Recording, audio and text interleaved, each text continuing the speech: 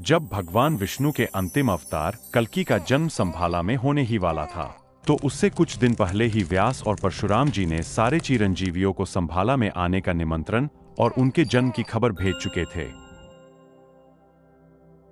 अंजनी पुत्र हनुमान जी इस पृथ्वी पर सशरीर लगभग 9 लाख वर्षों से मौजूद है। माता सीता और राम जी के सेवा के कारण उनको उनसे कलयुग के अंत तक धर्म की रक्षा करने के लिए अमरता का वरदान और एक कर्तव्य कार्य मिला हुआ है। 4 लाख वर्षों से केसरी नंदन हनुमान अवतार कल्कि के लिए पृथ्वी पर घूमते हुए समाधि में रहकर समय गुजार रहे हैं। लेकिन अब 13,28,000 वर्ष इंतजार करने के बाद उनके आखिरी कार्य का संदेश उनके पास आ रहा है। व्यास जी और परशुराम का संदेश हिमालय के कैलाश पर्वत के उत्तरी दिशा में मौजूद गंधमादन नामक पर्वत इलाके में बैठे हनुमान के पास पहुंचता है। उस जादुई गोले के द्वारा भेजे गए संदेश को हनुमान देखकर संभाला पहुंचने के लिए तैयार हो जाते हैं। फिर हनुमान एक उद्देश्य से भरे मन के साथ उस जादुई गोले के रास्ते उसके पीछे पीछे वहां से निकल जाते हैं। दूसरा संदेश हम देखते हैं लंका की ओर जाते हुए। यहाँ हम मिलते हैं विभीषण जी से, जो लंकापति रावण के भाई है और उन 8 चिरंजीवियों में से भी एक है। कहते हैं जब राम अपने शासनकाल के अंत में अयोध्या छोड़ने वाले थे, तो उन्होंने विष्णु का असली रूप धारण किया और विभीषण को पृथ्वी पर रहने और लोगों की सेवा करने और उन्हें सत्य और धर्म के मार्ग पर मार्गदर्शन करने का आदेश दिया। इसलिए विभीषण जी भी अनंत काल तक अमर है और कल्कि के लिए एक महत्वपूर्ण भूमिका निभाएंगे। गोला 7वें आयाम में लंका महल में गहरे ध्यान में बैठे विभीषण के पास पहुंचता है। उसकी चमक के वजह से उनको महसूस होते ही आंखें खोलते हैं और उस गोले के संदेश को सुनते हैं, जिसे समझकर विभीषण यात्रा के लिए तैयार हो जाते हैं। तीसरे संदेश के द्वारा हम मिलते हैं कौरवों और पांडवों के गुरु और अश्वत्थामा के मामा गुरु कृपाचार्य जी से। पुराणों के अनुसार कृपाचार्य महाभारत के युद्ध में कौरवों की तरफ से लड़ते हुए भी अंतिम तक दुर्योधन को समझाते रहे कि वे पांडवों से संधि कर ले। इस स्थिरता के कारण उन्हें श्री कृष्ण के द्वारा चिरंजीवी होने का वरदान मिला। जादुई गोला ठीक कृपाचार्य जी के सामने जाकर चमकने लगता है। कृपाचार्य उसकी जांच करते ही उनको उससे संदेश मिलता है। उसके बाद तुरंत वहां से गोले के पीछे पीछे संभाला की तरफ रवाना हो जाते हैं। चौथे संदेश के द्वारा हम मिलते हैं राक्षस राजा महाबली से। पौराणिक कथाओं के अनुसार महाबली विष्णु भक्त प्रहलाद के वंशज है और उनको अमरता का वरदान विष्णु के अवतार वामन मूर्ति के द्वारा भक्ति के प्रति मिला था। उस समय से आज भी राजा महाबली पाताल लोक में वहां के राजा के रूप में मौजूद है। अब हम देखते संदेश गोला पाताल लोक में सीधा राजा के समक्ष जाकर सबके सामने चमकने लगता है। गोले को जांच करने पर उससे दिव्य आवाज के रूप में परशुराम जी के परिचय बताने के बाद उनको संभाला आने का आदेश मिलता है। 5वां गोला पहुंचता है चिरंजीवी महर्षि मार्कंडेय जी के पास। महर्षि मार्कंडेय को 16 वर्ष में अपने मृत्यु के अंतिम समय में शिव जी के द्वारा उनकी भक्ति से प्रसन्न होकर उन्हें सदा सर्वदा के लिए काल मुक्त होने का वरदान मिला था। जादुई गोला उनके पवित्र स्थान उत्तराखंड के घाटी में, जहां महर्षि वर्षों से ध्यान में बैठे हैं, उनके पास पहुंचता है। गोला इतनी तेज प्रकाश करने लगता है जिसकी चमक से ऋषि ध्यान से उठ जाते हैं। मार्कंडेय जी गोले के आगमन को समझकर बहुत प्रसन्न हो जाते हैं और उसके साथ यात्रा के लिए निकल पड़ते हैं। आखिरी संदेश जाता है अंधेरे जंगल की गहराई में, जहां महाभारत का समय आज भी मौजूद है। यह योद्धा अमर वरदान से नहीं बल्कि अमर है श्राप से।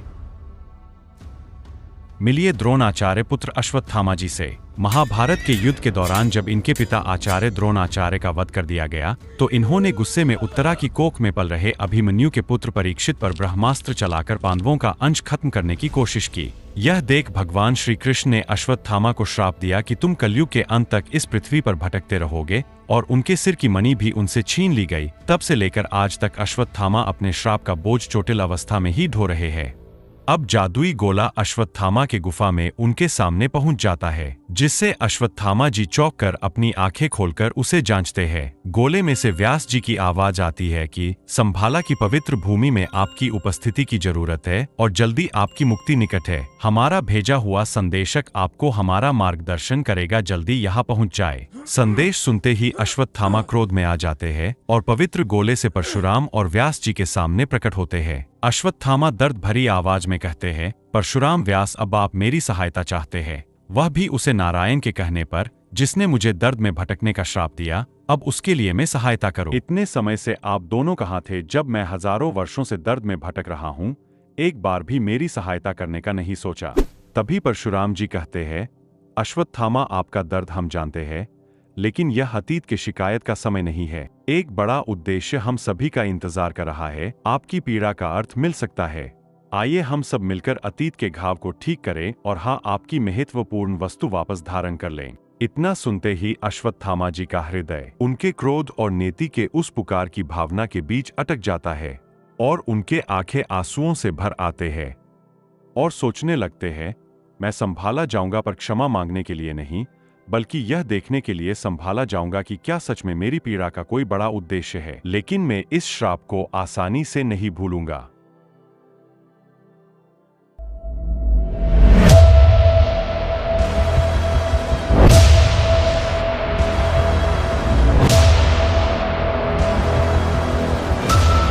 सबको देखने के बाद परशुराम कहते हैं, अश्वत्थामा कहाँ है?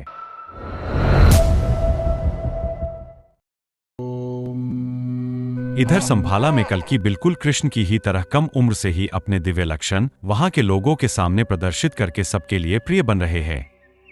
जैसे जैसे कल्कि बड़े होते जा रहे हैं, उनके माता पिता उनकी असाधारण क्षमताओं को समझते जा रहे हैं। अब कल्कि के माता पिता उसके भाग्य के महत्व को जानते हुए विष्णु जी के आज्ञा के अनुसार उसे शिक्षा प्राप्त करने और युद्ध के तरीके सीखने के लिए वहां के महान ऋषि गुरु के गुरुकुल में भेजने का फैसला करते हैं। अगले सुबह भरे हुए मन से, पर यह जानते हुए कि यह रास्ता उसके लिए और आने वाले समय के लिए आवश्यक है, तो दृढ़ संकल्प के साथ कल्कि के माता पिता उसे गुरुकुल भेजने को तैयार करते हैं और आशीर्वाद के साथ विदाई दे देते हैं। एक लंबी और कठिन यात्रा के बाद कल्कि आखिरकार गुरुकुल पहुंचते हैं। गुरुकुल का भव्य प्रवेश द्वार देखकर कल्कि सोचते हैं, यह उनके जीवन का एक नए अध्याय की शुरुआत का प्रतीक है, जो शायद कठोर परिस्थितियों से भरा रहने वाला है। जैसे ही कल्कि गुरुकुल के अंदर प्रवेश करते हैं, सामने उनको एक साधु के वेश में योद्धा खड़े दिखाई देते हैं। उनको प्रणाम करने पर पता चलता है, यह योद्धा कोई और नहीं बल्कि विष्णु अवतार अमर योद्धा परशुराम जी है, जो कल्कि को अपना विशाल ज्ञान और कौशल प्रदान करने के लिए तैयार है एक ऐसा योद्धा का निर्माण करने के लिए जो प्रशिक्षण ज्ञान कौशल से भरपूर होने वाला है, जो दुनिया में संतुलन लाने के लिए जरूरी है। अब परशुराम जी सबसे पहले कल्कि को युद्ध कला से परे वेदों का गहन ज्ञान प्रदान करवाना शुरू करते हैं। कल्कि को आध्यात्मिक ज्ञान के साथ साथ शारीरिक कौशल को संतुलित करने के लिए मार्गदर्शन करते हैं। कल्कि को ज्ञान और शक्ति के बीच समय के साथ गहरे संबंध समझ आने लगता है।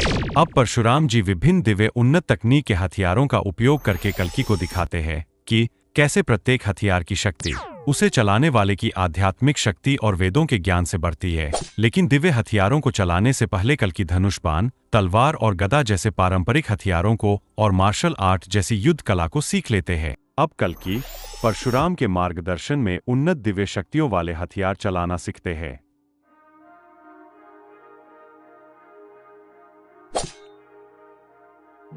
अब सबसे अंतिम ज्ञान परशुराम देते हुए सिखाते हैं कि अपने युद्ध क्षमताओं को बढ़ाने के लिए अपने आंतरिक शक्ति और वैदिक ज्ञान का उपयोग कैसे करते हैं।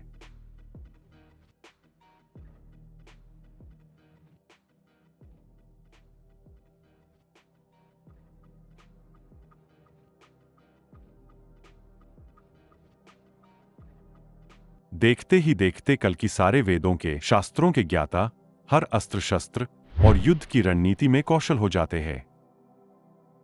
अब कल्कि ज्ञान ग्रहण करने के बाद परशुराम से विदाई लेने से पहले कहते हैं, आपने जिस मिशन के लिए मुझे तैयार किया है उसके लिए मुझे कुछ दिव्य जैसी चीजें चाहिए। परशुराम जी कहते हैं, तुम जाओ उस प्राचीन शिव मंदिर में और भगवान शिव से अपनी इच्छा पूरी करो।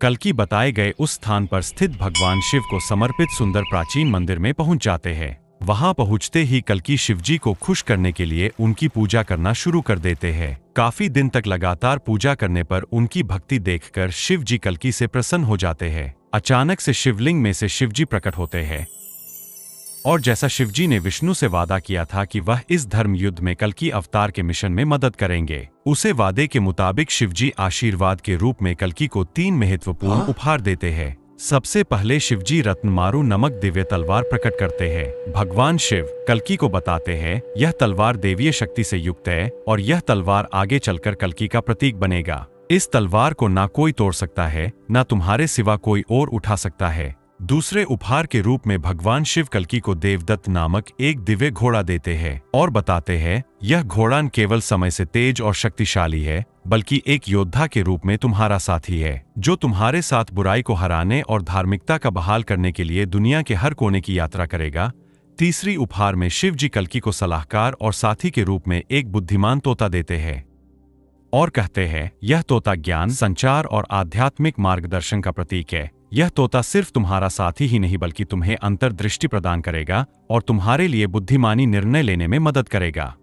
अब कल्कि अपनी शिक्षा ग्रहण करने के बाद, शिव से उपहार लेने के बाद घर की ओर रवाना होने की तैयारी करते हैं।